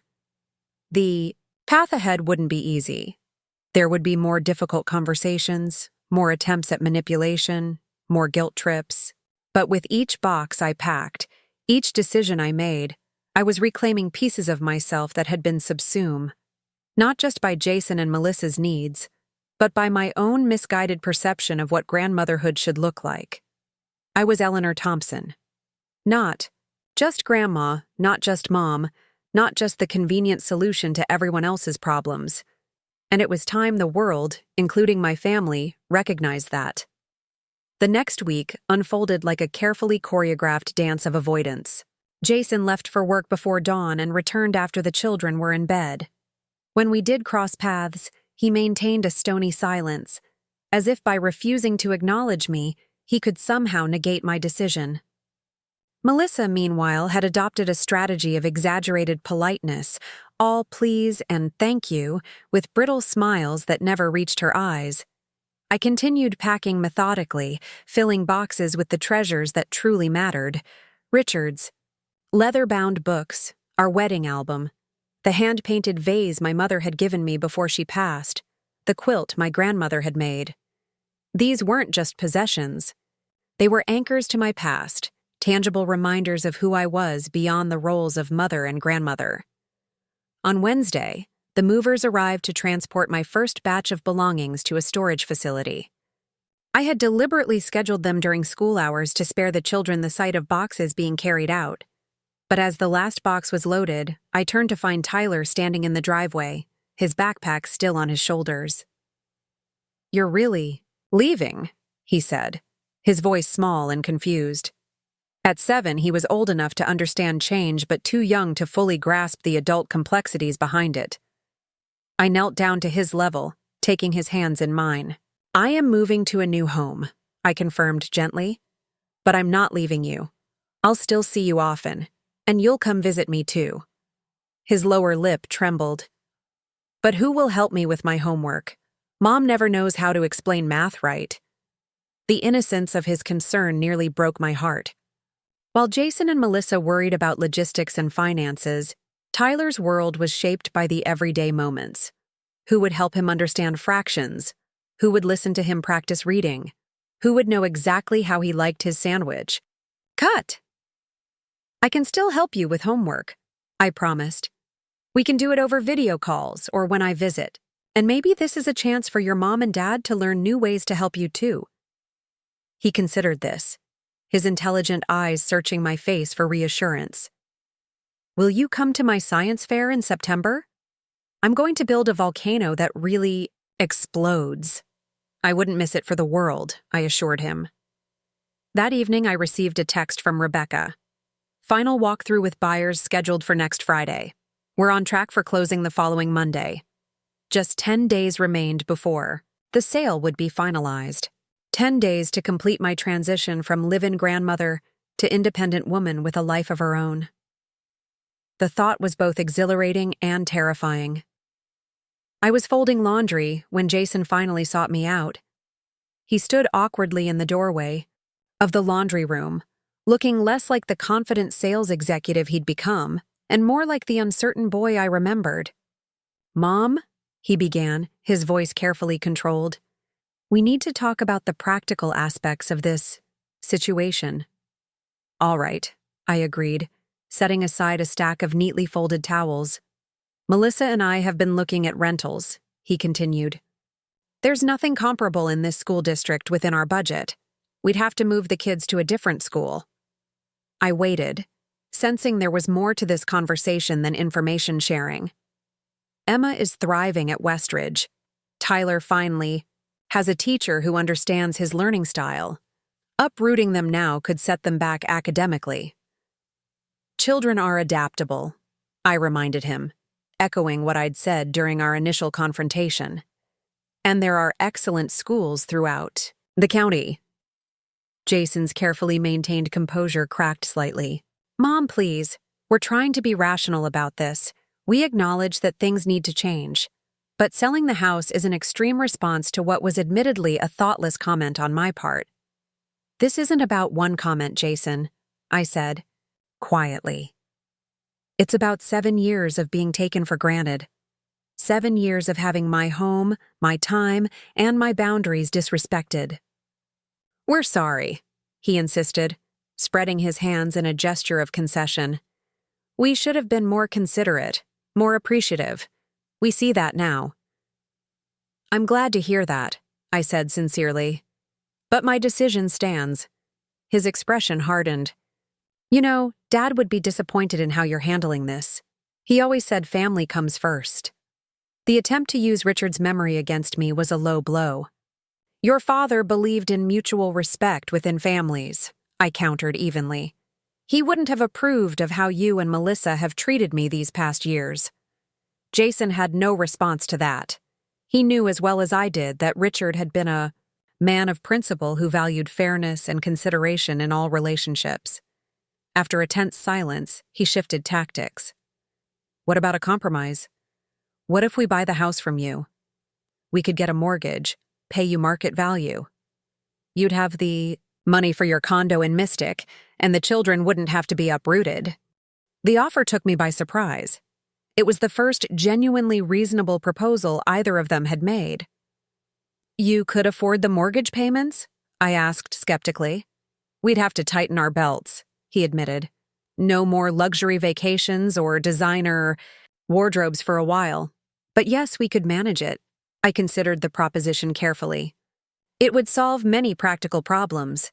The children could maintain their stability. Jason and Melissa wouldn't face a rushed relocation, and I would still achieve my financial independence. But something felt wrong about the arrangement. This house, with its 3 decades of memories, deserved a fresh start with a new family. And perhaps more importantly, Jason and Melissa needed to fully experience the consequences of their actions. Taking over the mortgage would be challenging for them financially, but it wouldn't fundamentally alter the dynamic that had brought us to this point. I appreciate the offer, I said finally. But I've already signed a contract with the buyers. They've sold their previous home and are counting on moving in here. I won't back out now. Frustration flashed across Jason's face. So that's it? Your mind is completely made up? There's nothing we can say or do to change it? My mind is made up about selling this house, I confirmed. But there's a lot you can say and do to shape our relationship moving forward. That part isn't fixed in stone. He nodded slowly, processing this distinction. And what would that look like? This new relationship? It would look like respect, I said simply. Like recognizing that I'm a person with my own needs and boundaries, not just a convenience in your lives.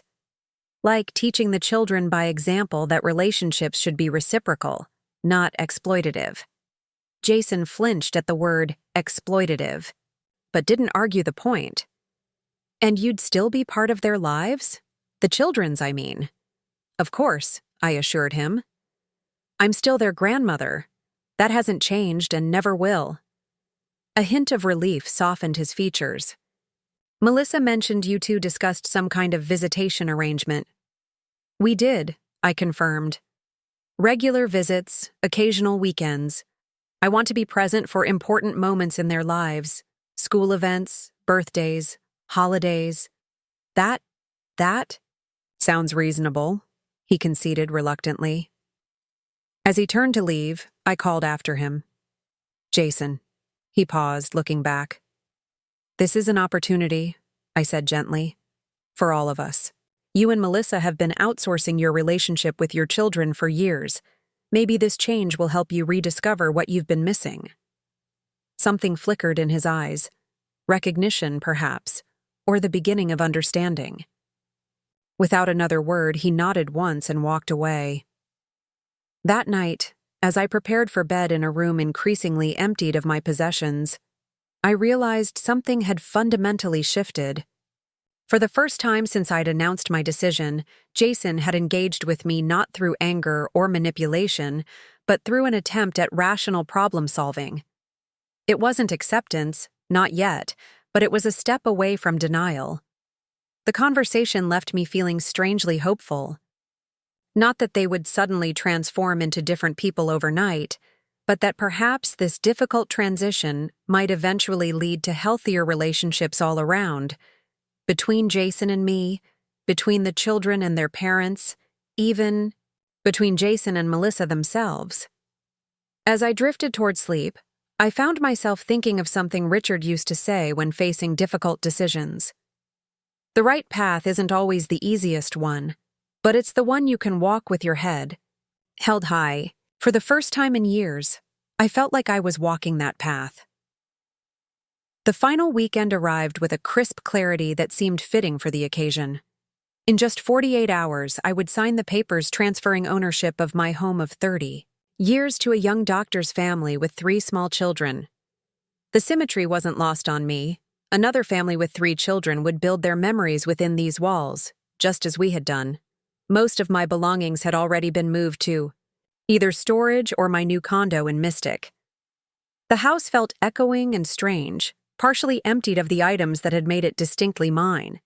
What remained was a curious mix of essentials needed for these last days, and the furniture and household items I decided to leave behind for Jason and Melissa until they found their new place. I had promised the children a special day together. Before I left, one final grandmother-grandchildren outing to create a positive memory of this transition. We'd planned a day at the local botanical gardens, followed by ice cream and a movie at home. Simple pleasures, but meaningful ones. As I descended the stairs that morning, I found an unexpected tableau in the kitchen. Jason stood at the stove, a rare sight in itself, flipping pancakes while Emma carefully arranged berries on each plate. Tyler was setting the table with meticulous attention to the placement of each fork, and even Melissa was participating, helping Sophie pour juice without spilling. "There she is," Jason announced when he spotted me hesitating in the doorway. "Just in time for our big breakfast." "What's all this?" I asked, genuinely surprised by the scene of domestic cooperation. "Family breakfast," Emma explained importantly. "Dad said we needed more of these before you go." The simple statement caught me off guard. After weeks of tension and difficult conversations, this gesture of normalcy, even celebration, was the last thing I'd expected. "I made the pancakes," Jason said, attempting a light-hearted tone that didn't quite mask the emotion beneath. "They're not as good as yours, but I'm learning." "They're burned on one side," Tyler informed me matter-of-factly. "But Dad says that adds character." A laugh escaped me, easing some of the tightness in my chest. "I'm sure they're perfect," I assured him, taking the seat they'd clearly reserved for me at the head of the table. As we ate, I observed the family dynamic with fresh eyes. Jason was making a visible effort to engage with the children, asking Emma about her summer reading project and listening attentively to Tyler's detailed explanation of how volcanoes work. Melissa still checked her phone occasionally, but she made a point of putting it down whenever Sophie spoke directly to her. It wasn't a miraculous transformation. One breakfast couldn't undo years of established patterns, but it was a beginning, a small acknowledgement that something needed to change. After breakfast, Jason pulled me aside while the children were getting ready for our outing. "I wanted to tell you," he said, his voice low and serious. "We found a place."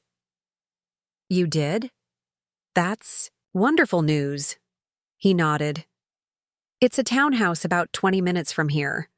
Not as spacious as this house, but it's in a good school district. We can move in next week." "I'm glad," I said sincerely. "That's a weight off everyone's shoulders." He hesitated, then added, "We've also hired a part-time nanny to help with after-school hours. It's going to stretch our budget to the breaking point, but—" He shrugged, a gesture of acceptance. "It's what we need to do." The admission that they were taking practical steps to fill the gap my departure would create felt like a significant victory. Not because I wanted them to struggle, but because it represented a fundamental acknowledgement of reality. They were finally taking responsibility for their own family logistics instead of assuming I would always be there to smooth the way. "You'll figure it out," I said, echoing the words I'd said to Melissa days earlier, but this time with genuine confidence, rather than dismissal. "You're both smart, capable people." A small smile touched his lips. "We had a good teacher." The outing with the children was bittersweet. As we wandered through the botanical gardens, I found myself storing up memories like treasures. Sophie's delight at the butterfly house, Tyler's serious questions about photosynthesis, Emma's artistic appreciation of the Japanese garden's design. These everyday moments had been the true joy of my years with them, not the logistical support I'd provided their parents.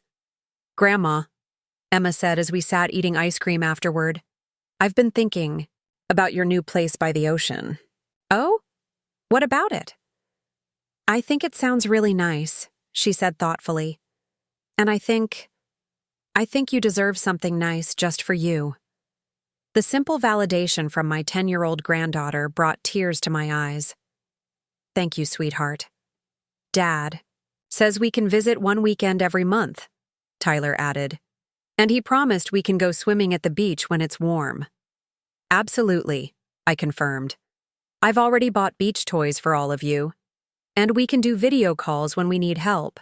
"With homework," Emma said, clearly having thought this through carefully. "Mom showed me how to use the tablet for that." Their acceptance, more mature and graceful than their parents had been, filled me with pride and reassurance. Children often understand emotional truths more clearly than adults, unburdened by ego and social pretense. That evening, after the children were in bed, Melissa approached me with an unexpected olive branch, a beautiful handcrafted photo album. "I made this for you," she said, handing it to me with uncharacteristic shyness. "So you can take it to your new place." I opened it to find a carefully curated collection of photographs spanning the 7 years we'd lived together. The children's first days of school, holiday celebrations, quiet moments of connection I hadn't even realized had been captured. I struggled to find adequate words. "This is very thoughtful, Melissa. Thank you." She nodded, her usual polished confidence temporarily set aside. "I know things haven't been perfect between us, but I do want you to know that the children have been lucky to have you so present in their lives. I was lucky too, even if I didn't always show it." It wasn't quite an apology, but it was perhaps something more valuable, an honest acknowledgement of worth, of contribution, of impact. "They're wonderful children," I said. "You and Jason have done many things right." She smiled faintly. "Well, we're about to be tested, parenting without a safety net for the first time." "You'll rise to the occasion," I assured her. "And I'm not disappearing. I'm just redefining my role." On my final night in the house, I walked through each room alone, saying a private goodbye to the space that had held so much of my life. In the master bedroom, I paused, longest, remembering Richard and the life we'd built together. "I think you'd approve," I whispered to his memory. "I think you'd say it's about time." The next morning dawned bright and clear.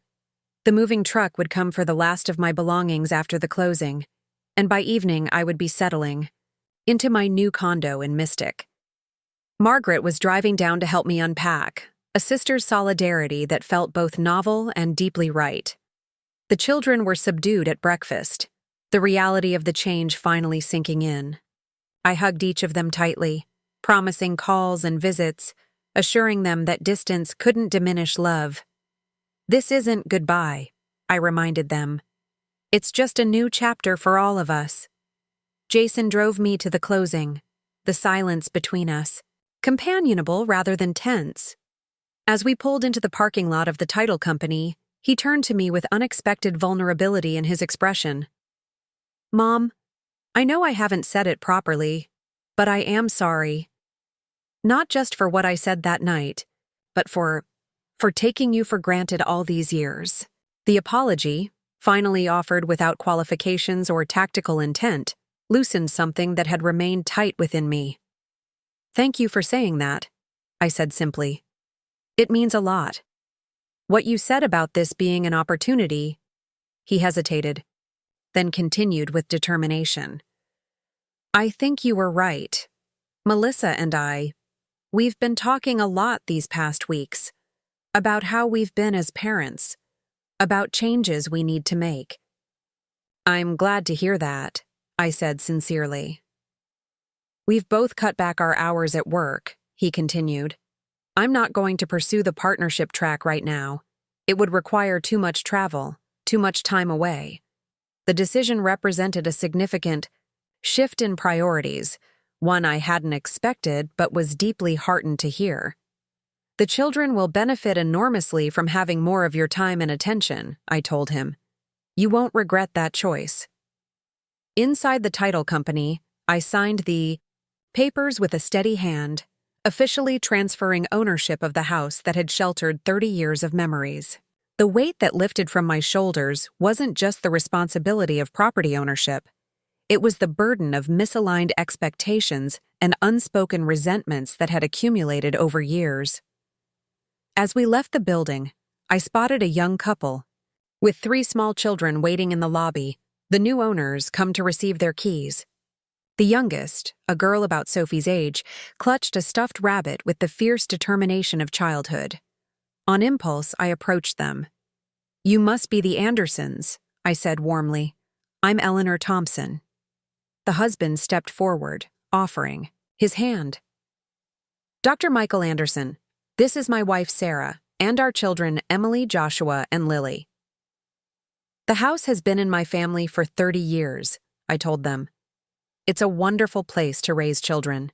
The oak tree in the backyard is perfect for climbing, and the window seat in the upstairs hallway gets the best reading light in the afternoon." Sarah Anderson smiled, her eyes lighting up with genuine warmth. "Thank you for letting us know. We'll treasure those spots." "The house has been very loved," I added softly. "I hope it brings your family as much joy as it brought mine." As Jason, and I walked toward his car, he glanced back at the young family. "They seem nice," he observed. "Their kids are about the same ages as Emma, Tyler, and Sophie." "Yes," I agreed. "The house will have children in it again. That feels right." He helped me into the passenger seat, then paused before closing the door. "You know, when I was little, I used to think you were the strongest person in the world. Nothing scared you. Nothing stopped you." I smiled at the childhood memory. "I was just doing my best, like all parents." "I lost sight of that strength somewhere along the way," he continued thoughtfully. "Started seeing you as just Mom. Someone who would always be there, always pick up the slack, always put herself last." "That was partly my fault," I acknowledged. "I fell into the role too easily." "Well," he said, closing the door and walking around to the driver's side. "I see that strength again now. And I hope the kids do too." As we drove away from the title company, away from the house that had been the center of my world for 3 decades, I felt a curious lightness.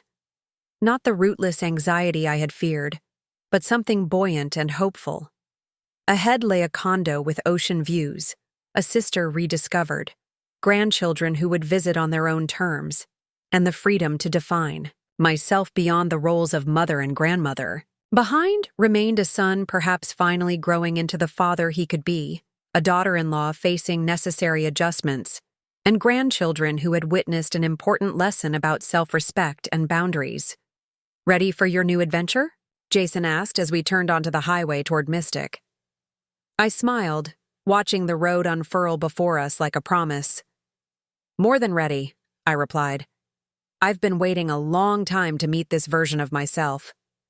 The journey ahead wouldn't be perfect. There would be adjustments, missteps, perhaps even new conflicts to navigate.